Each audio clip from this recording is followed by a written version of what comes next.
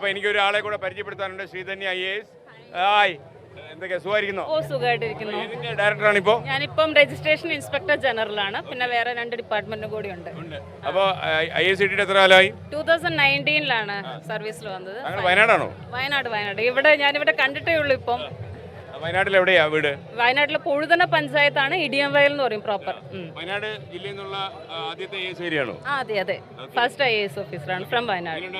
Interview ഒക്കെ ടഫായിരുന്നോ? അത് 5 വർഷം മുമ്പേ ചോദിച്ചു കഴിഞ്ഞതാണ്. ആലോചിക്കും എന്താ തോന്നുന്നത്? It was good. It was A good experience. നല്ലതായിരുന്നു. കൂടുതൽ IAS രംഗത്തോട്ട് വരാൻ താങ്കൾ എന്താ ശ്രമിക്കുന്നത്?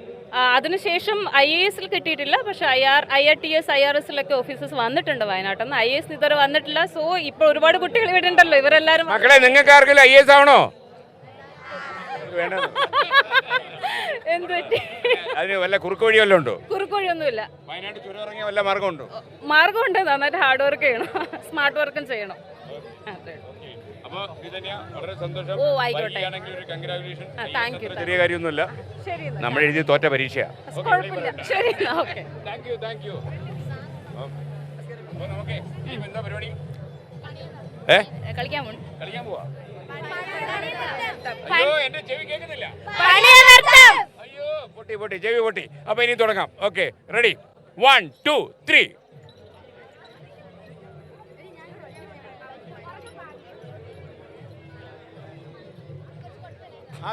തുടങ്ങിക്കോ.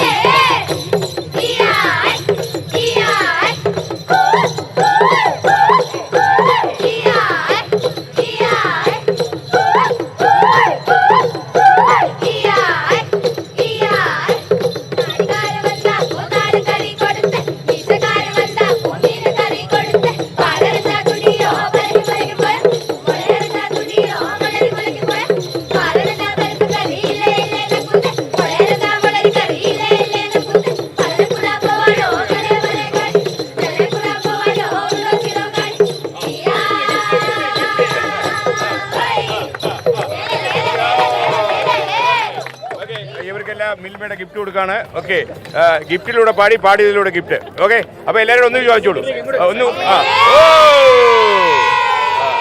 കവർ പൊട്ടി പോരുത്. ഓക്കെ, മിൽമ താഴെ വീഴും.